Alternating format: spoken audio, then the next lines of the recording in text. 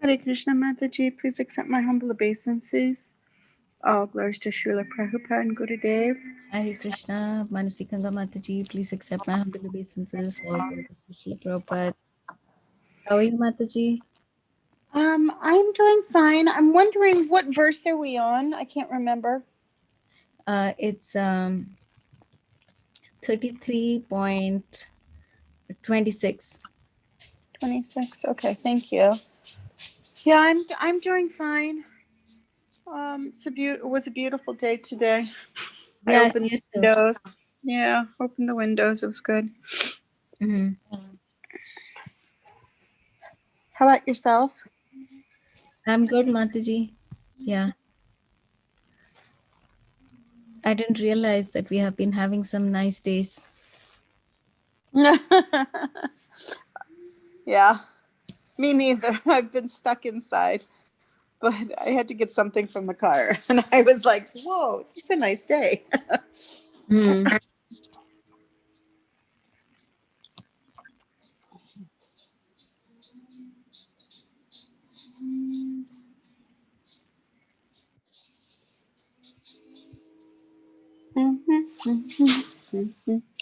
How many verses do you know? It looks like a Just long. one. Just one. Yeah, perhaps it's a long verse.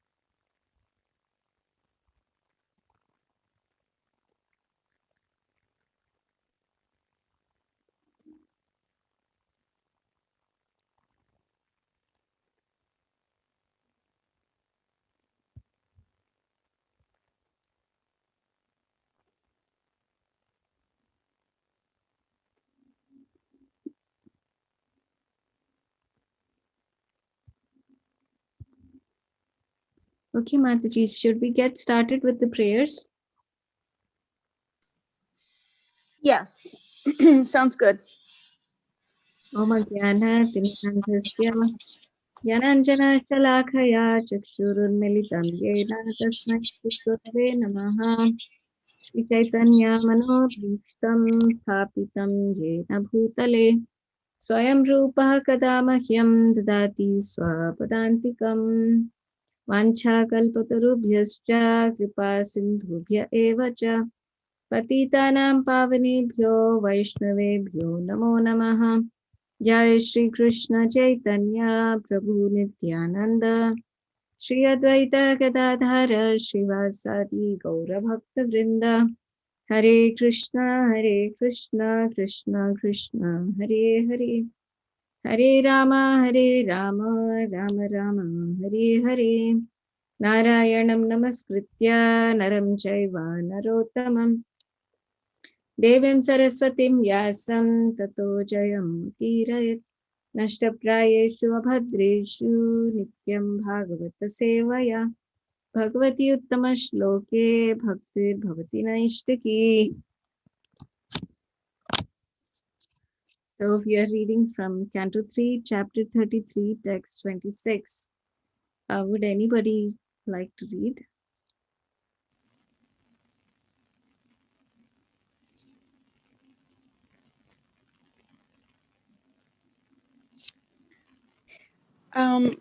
My nephew's making lots of noise, so I don't know if that would be a good idea for me to read. He's walking back and forth and making noises. Who? I can read, I guess. So are you on the call, Ruchi Mataji? Yes. Yes. Oh, I see. Welcome, Ruchi Mataji. Please read, Mataji. We have only one verse today.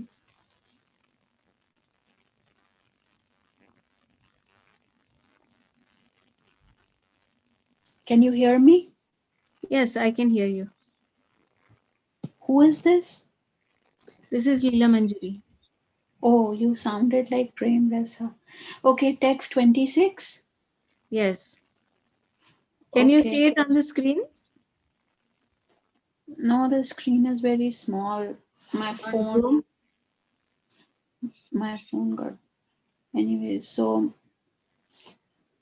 Brahmanya vasthit mati bhargav tyat sanshraye nivrit jiva pitarakshin nivrit jivat pitatva Krishna kleshpata nivrita.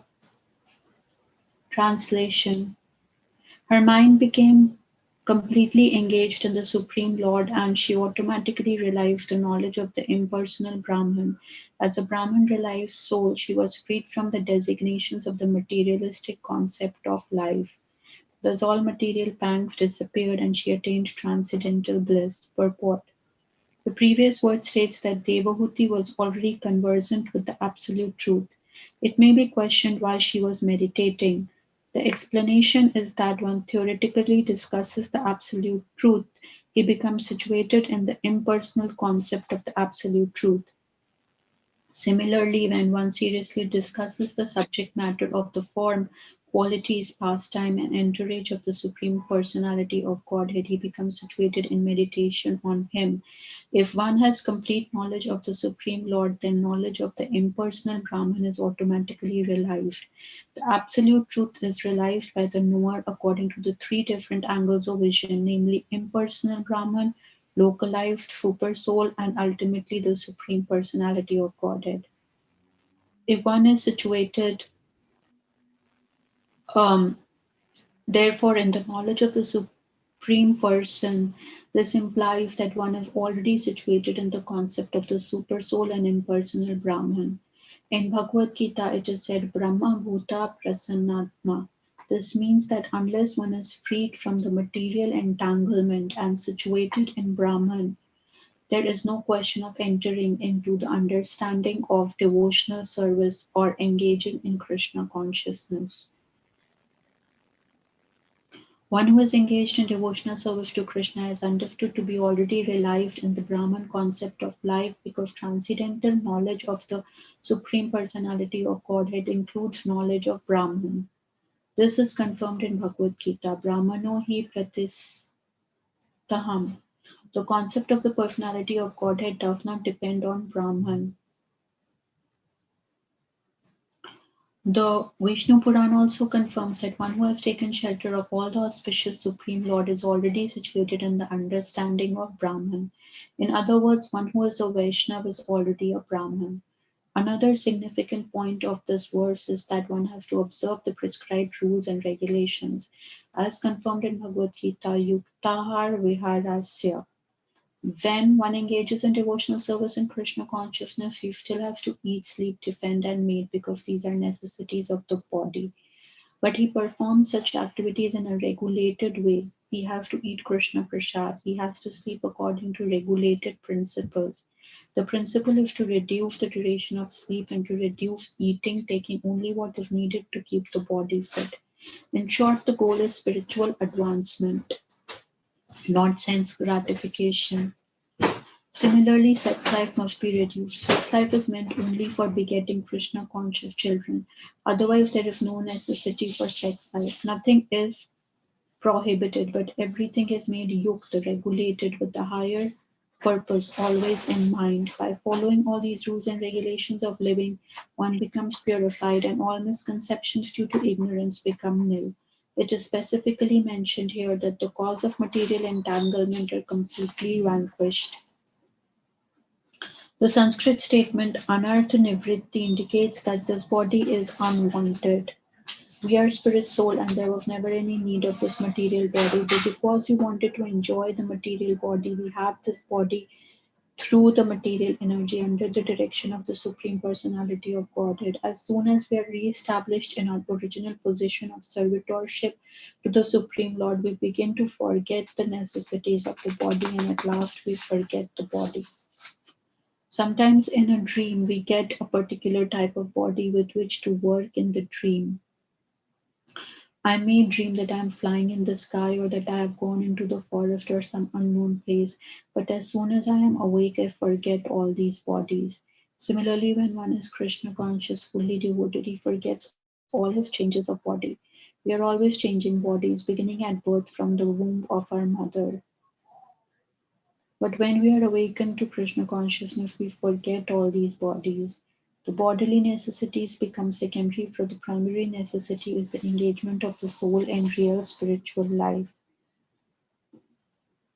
The activities of devotional service in full Krishna consciousness are the cause of our being situated in transcendence.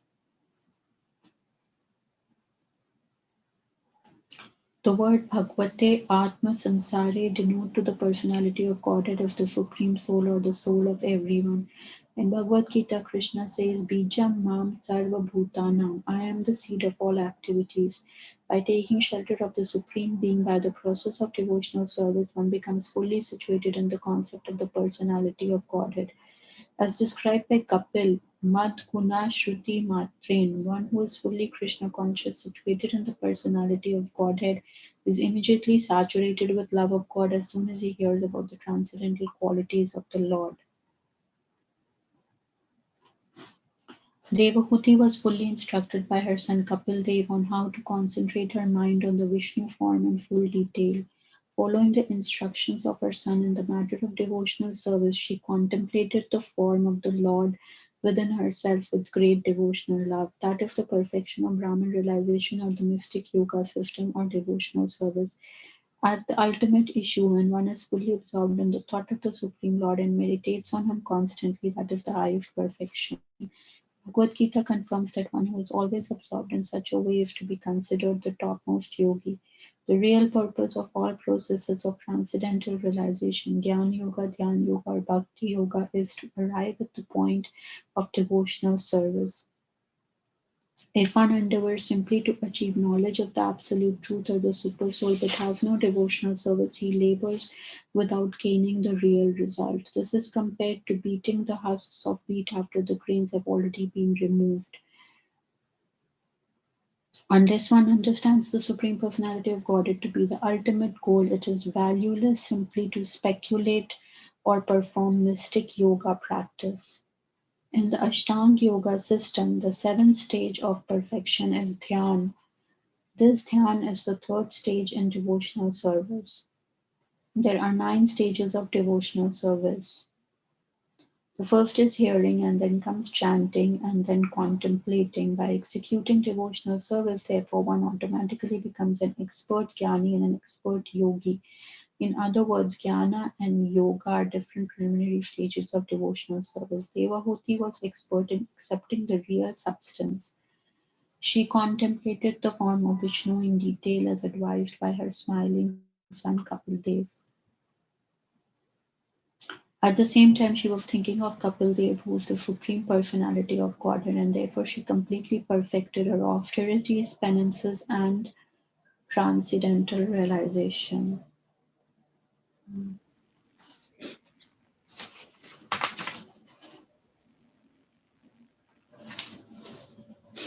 Thank you for reading, Ruchi Mataji. Would you like to share something? Um, Let me see.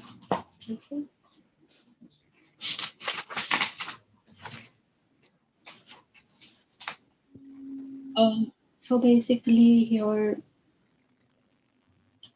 uh, in this verse,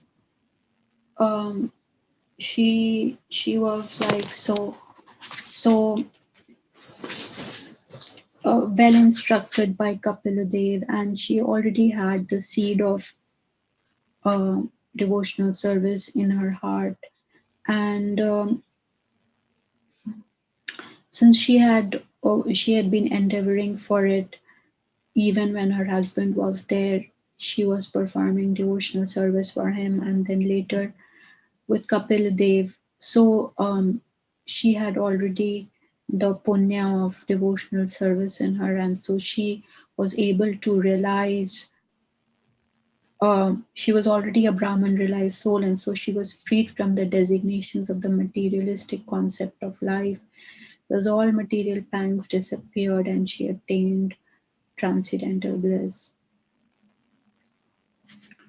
So,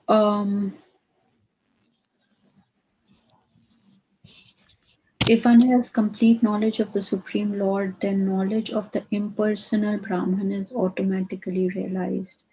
Just like if one has studied 12th grade, then it is assumed he has already studied the 3rd grade. So that means that if one has complete knowledge of the Supreme Lord, then knowledge of the impersonal is automatically realized. And so she was already quite mature in her spiritual practice, uh, and she was freed already from the material entanglement and situated in Brahman. Um, so at that point, she didn't have to further execute any devotional service.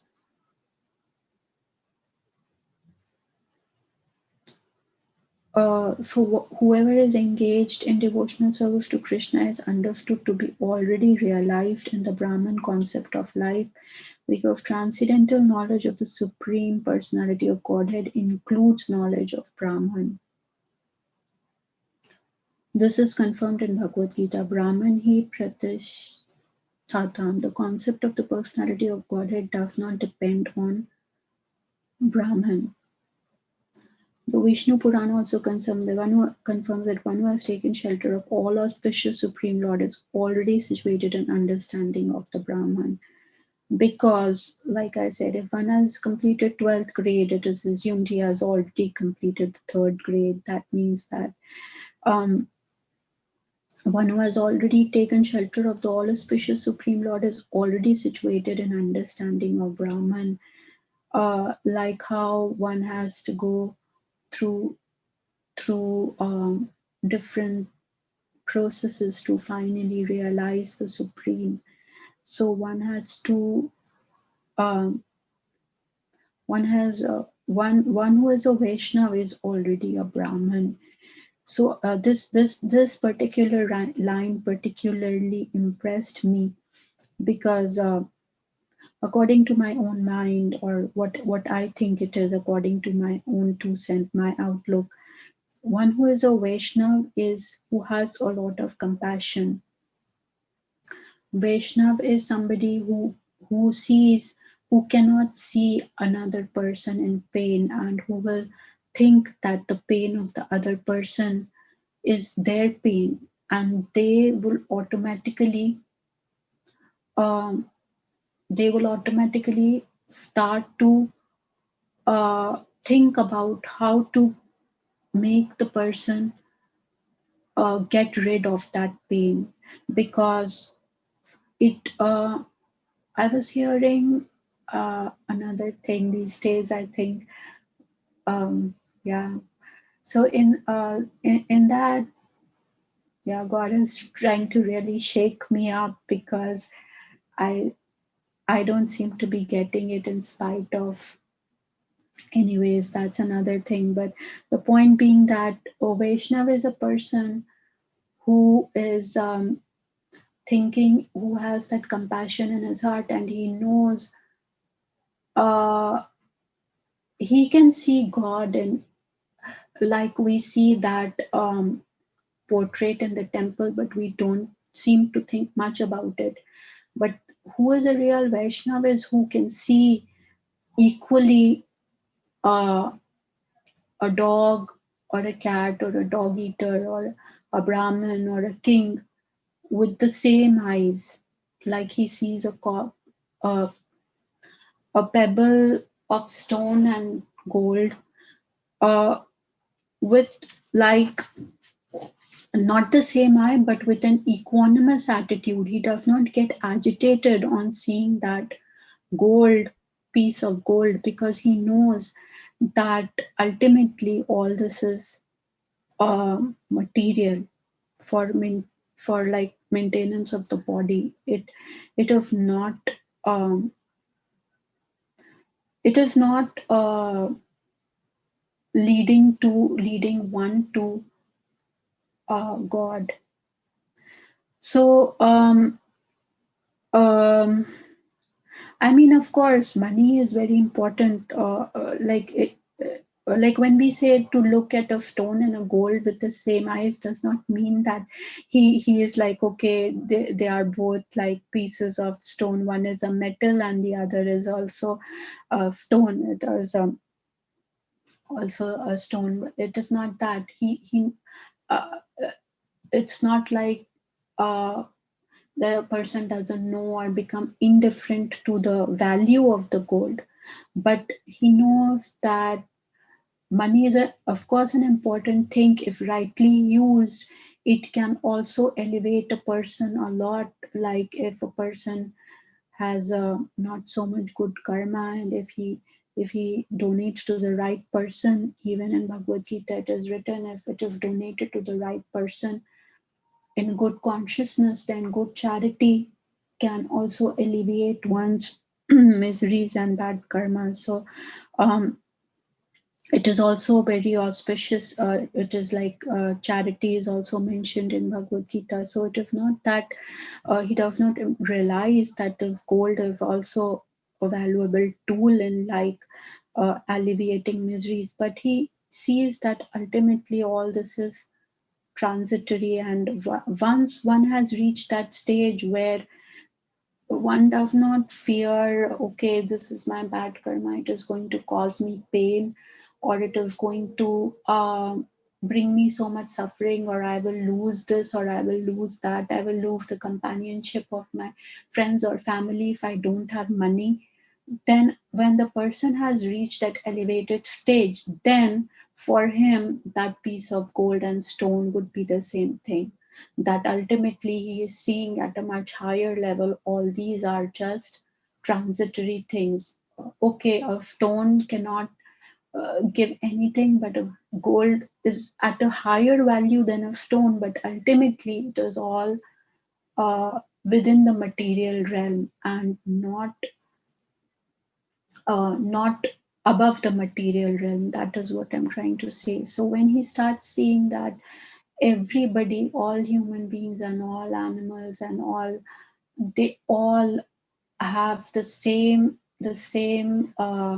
spirit within them, then um, then he is a Vaishnav, and Vaishnav means that he is compassionate to the lowest of the low. That does not mean that a person who is lowest of the low in his eyes, that also means, I was just reading that also means one who is his biggest enemy.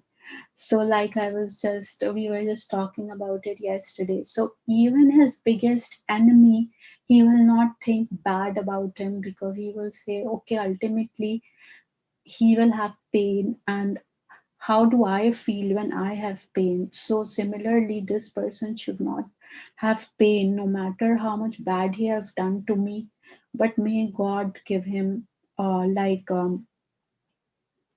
freedom from pain, and may he see the right way. No matter how much pain that person has inflicted on him, a Vaishnav will see the lowest of the lowest, fallen, meaning his biggest enemy also he will think about his good and feel pain for him. That is a Vaishnav. So so this line particularly interested me. In other words, one who is a Vaishnav is already a Brahmin. So one who has that compassionate quality is already a Brahmin, meaning he doesn't need to go through all the purificatory purposes of like wearing the thread or reading the scriptures or like doing things that a Brahmin is supposed to do, like study scriptures or chant the name of God, or whatever pertains to Brahmin, like keeping clean or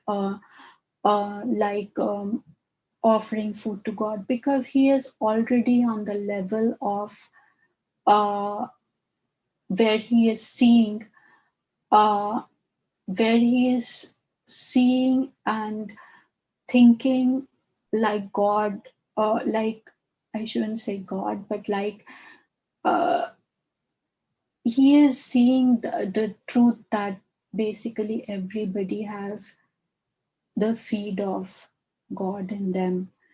So everybody, he feels compassion for everybody. And when one reaches that point, he does not need to undergo any superficial what I should say, he does not need to have any superficial um, indications like he is wearing a thread or he has been initiated or not, or if he is reading the scriptures or following what principles or not, because he has already surpassed that material realm of that is all of the material realm what I see. His soul has opened up to God, and so he does not require any of these outer appearances or anything, because he has been connected to God, I should say. So that line, according to me, is very important. Is very important that one who is a Vaishnav is already a Brahman. So is that one has to observe the prescribed rules and regulations. So yuktahar, so when one engages in devotional service in Krishna consciousness, he still has to eat, sleep, defend, and mate, because these are necessities of the body. But he performs such activities in a regulated way. So like it is like in every religion, there is this concept of fasting, and um, we say that yes, we should offer to Krishna and then eat as we can, because or not as much as we can, but as much as we should. But um, actually,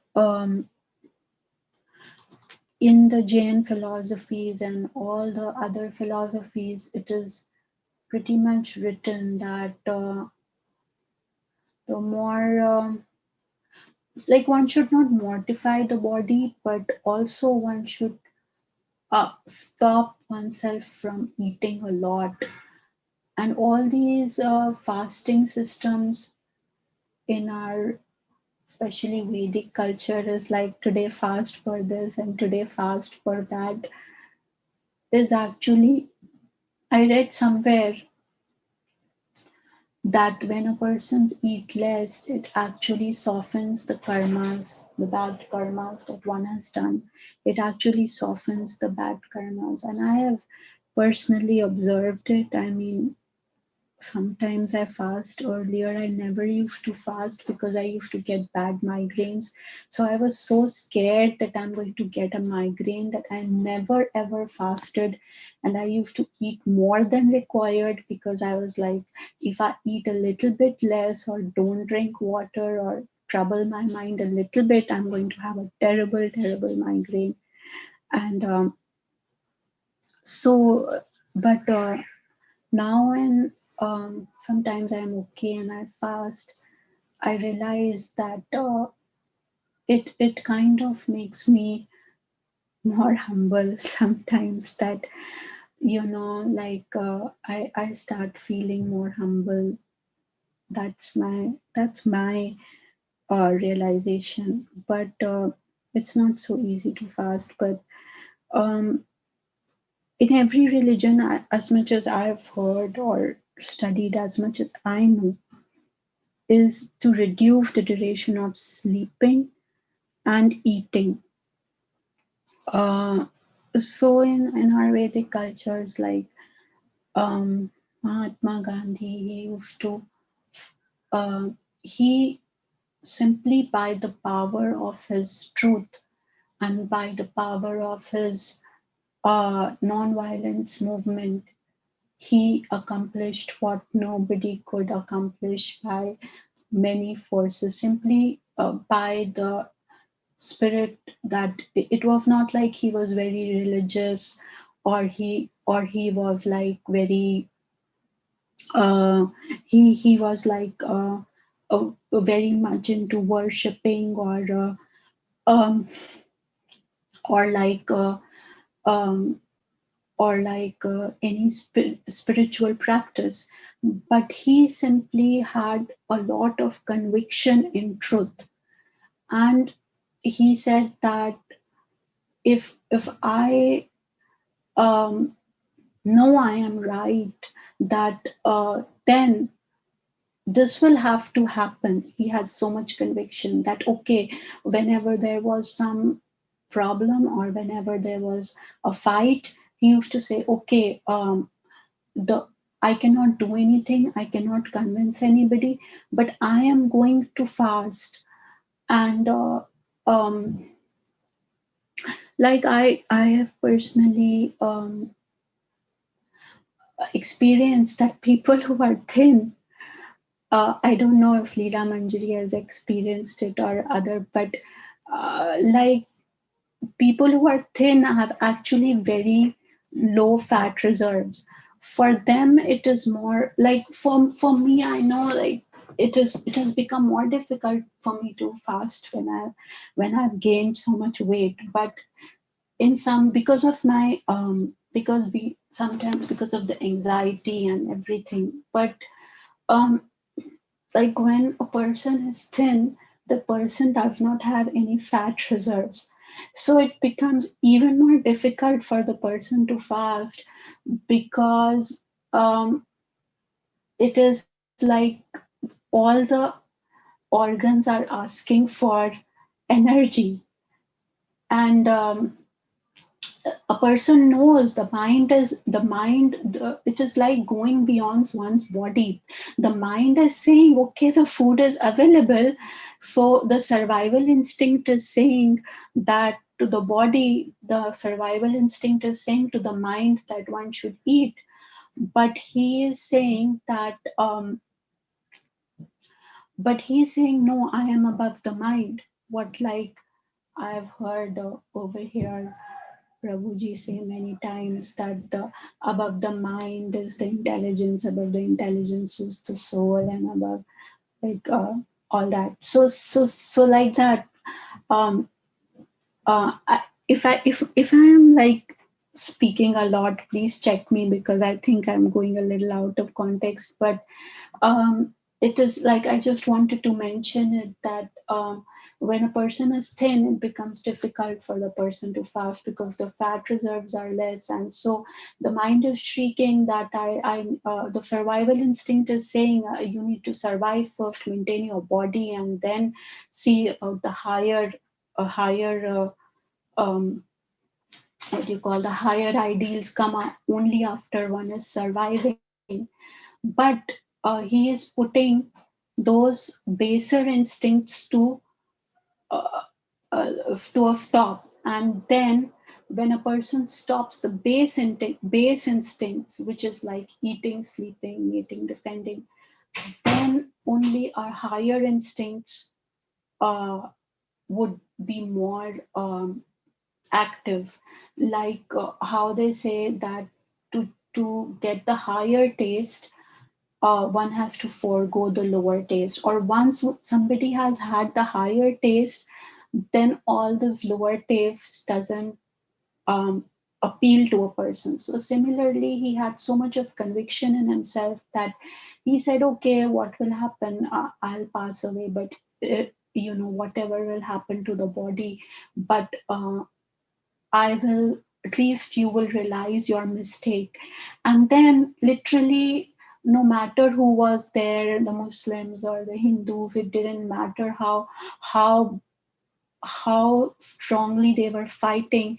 They used to all start crying that please, like, don't fast for one more day, because we will not fight, we will do exactly as you say, we will not, like, the ratio um the the whatever we should say, the Britishers to the Hindus or whoever, was like atrocious. It was like one person to probably 150 people. That's what I believe I had read. So it was very easy for them. They had taken the force of organized violence to drive away the people. But he was, because it was not his principle, he said that it is not my principle to get things by force. And I want to prove to myself, to others, and to everybody that this principle of mine is better than fighting. And so not by the power of our um, fighting, but by the power of the strength. Even the Britishers should know that they are wrong, that they are occupying a country which is not theirs. And once they will be convinced of that, uh, in a proper way, then they will leave without us even fighting for it.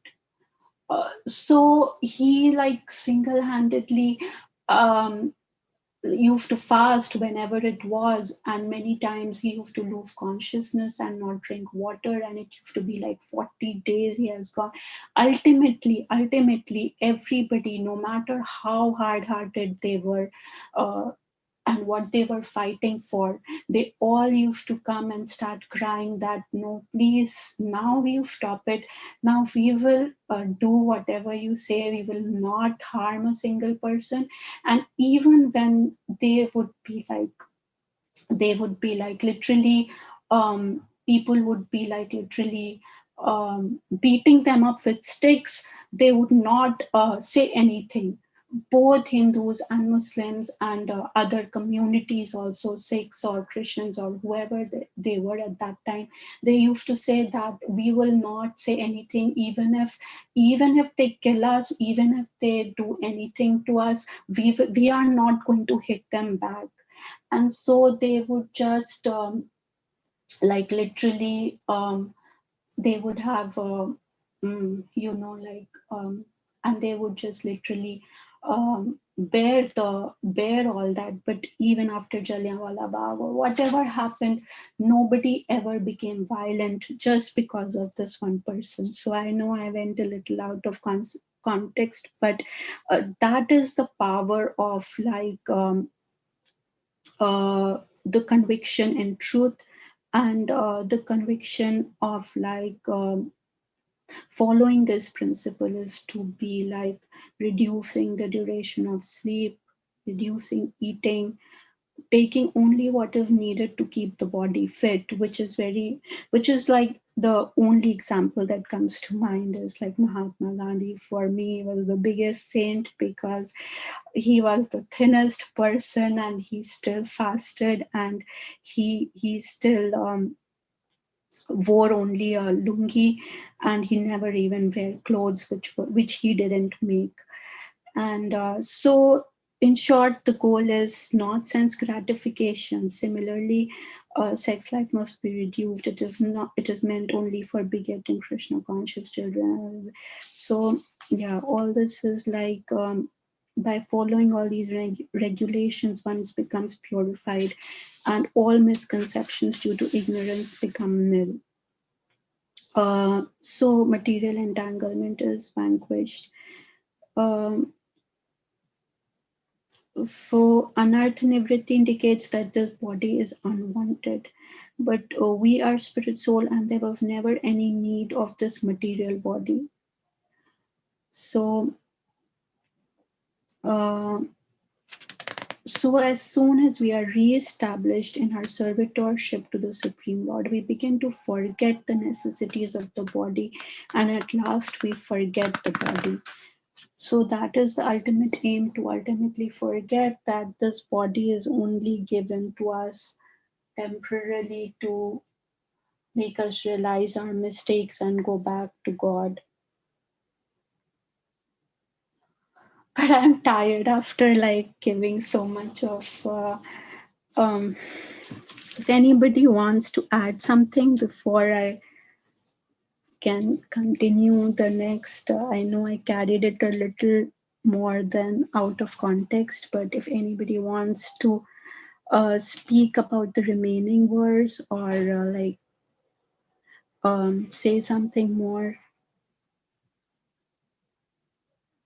I can stop before. Um,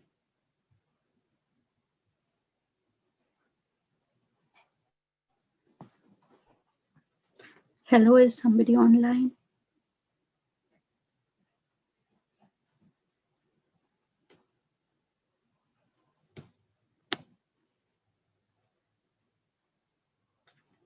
Can somebody hear me? Can't hear anybody.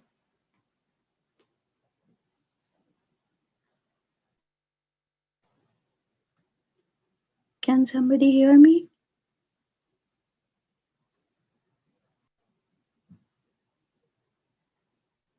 Sorry, Ruchi Mataji, actually I was muted. Oh, So thank you so much for a very beautiful explanation. I really enjoyed you sharing. And yes, I do agree that many times we get caught so much in sense gratification. But especially in this age, most people are only like they can only think to the extent of their senses and the pleasure of the senses, but there are more higher principles by which one can live, and definitely, like as you were saying, like Mahatma Gandhi was in the mode of goodness. He lived a very simple life, and he led a very simple life, and he believed in principles that were higher than just gross sense gratification. So that was a nice point. And it is true, like in all Vaishnava scriptures, there is mention of fasting. And the reason they say it's good to fast, especially on festival days, Ekadashi, is because the mind usually is very demanding. The senses are usually very demanding and they want a lot of sense gratification. But when a person fasts, then the senses are curtailed, and then the mind also becomes more subdued. As you were saying, actually, you feel more humble when you fast. So it is true, very true. And what you mentioned is also true. Like it's very like on a regular day, it's very difficult for me to fast. But on fasting days, like if it is a festival day or something, if there is kirtan going on in the temple, like somehow fasting becomes much easier. So maybe because then the attention is not so much on my own body, but on the holy name, which is automatically, the atmosphere is automatically lifted up by the power of the holy name and the association of the devotees. So thank you for all the nice points. Thank you, Ruchi Mataji. thank you for giving me the chance to speak. It makes me think myself. Whenever I speak, and when I hear from the videos, because it is like, didn't I say this myself, and how can I not apply it? But um, yeah, sorry for like going a little bit out of the context, but Actually, the purpose, I was reading somewhere that the purpose of fasting is not really to make it easy, like how that is what I've heard, that when it is like a battle between the higher control of mind, like higher like how much can we control our mind, because it is written in Bhagavad Gita too that like mind is one's own best friend and mind is one's own best enemy. So to the degree one has trained the mind, the one is able to do the right thing. So like if it is like I read somewhere that it is really not about making it easy. It is in fact, like people say, okay, so if you have become used to like people say it, like okay, if you have become used to, like some say that if you eat unpalatable food and that makes you like really it is like controlling the senses, because I've seen what happens is when a person doesn't, at least for me, when I don't eat, and then firstly all my life I had the fear of migraines whenever I used to fast. But what happens is also the senses uh, start showing their strength, like um, like now my mind has become very weak, but earlier too when I used to try, it used to be like the senses are going to um, start influencing, like person becomes more angry easily, very irritable easily. And if when a person is fasting, you try to say something to the person will react very badly because the mind is losing its equilibrium. uh, like how I have seen when I was in pain, it was difficult for me to think good thoughts for everybody because I was in so much pain, and I was like, look, I am in so much of pain, and how is this other person laughing? So that is like uh and I was like really agitated by it. So that means the equilibrium of the mind is getting lost. So it's a battle of controlling the mind really. So it's not, it's like I've seen people fast a lot where it's all about somebody, my very my relative, he told me it's not about like fasting really, that okay, I fasted and it's a big thing. It's about when you tell the mind something, you don't have to do this. That is exactly what happens to me. If I tell the mind don't do this, it will do exactly that. So it's all about controlling the mind basically also, like where one can control the senses to a degree, no matter how much they are revolting, but the higher mind is controlling it. I think it is a practice of that continuously to control the mind.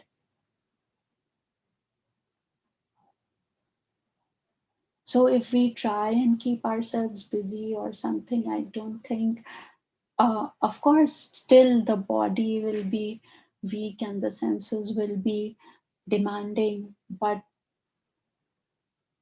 it's also about like the senses are like saying, no, we have dominion over you, and you are saying, no, you do not have any dominion over me. It's like you're suppressing the senses to such an extent that only what the higher mind is saying is actually what you are doing. Something like that. I don't know if I make sense.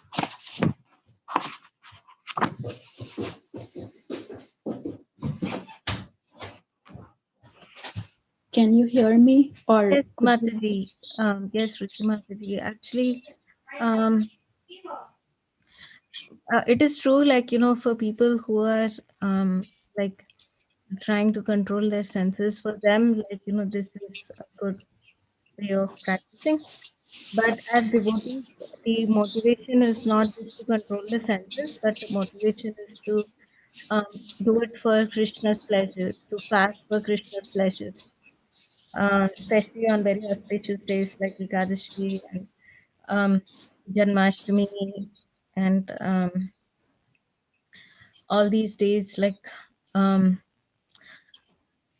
So when it is done to please Krishna, the outcome is also different than when it is done just to control the senses. Yes, that is right.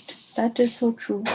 I agree with you. Yeah, actually, that is the true fasting when we are doing it out of like Mahatma Gandhi did not just fast so that okay, this will this will increase my austerities. He always fasted that maybe if they see me suffering like this, their hearts will change and they will not follow the path of violence and believe in what I am saying, and that you can get victory by the path of non-violence also. And it is not something which is totally impossible. That is what he was trying to teach them, and he accomplished that by setting an example on himself.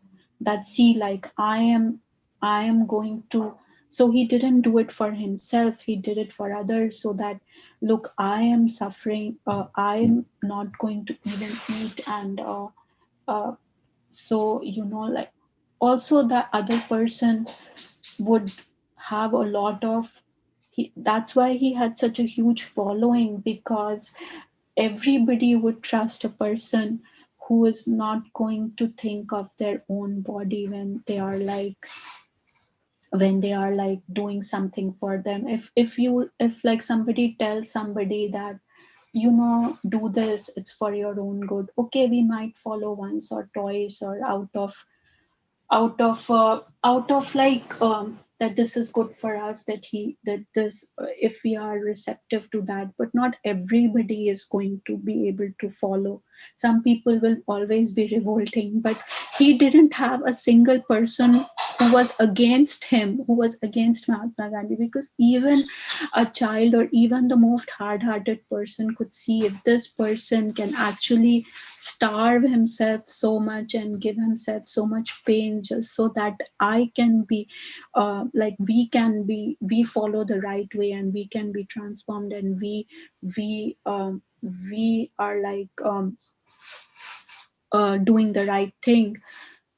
Then surely, even if we don't win, he is thinking he they will never, they will have so much of trust in him that that trust is and not anybody can break that trust, because they are seeing that this person is like almost fast to like literally giving himself so much of pain just so for us.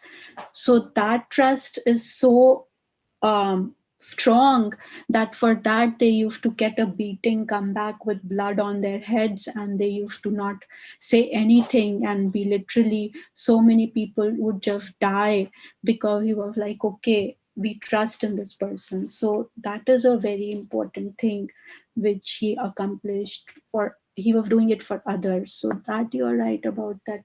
Whenever we should fast, well, not for our own, of course it helps us also a lot, but it should be done for others, so that like I said, that is the difference between a Vaishnava and a Brahman. A Vaishnava would fast for others and a Brahman would fast for himself probably. So those are just stages. So a Vaishnava is a person who has surpassed all those stages of like being a Brahmin, because then he would so he that is why he was the also the biggest Vaishnav, Mahatma Gandhi. So yeah, I just wanted to stress on that. So Mataji, today is Friday, so our call will end very soon. If there are other devotees on the call and would like to say something, like please share.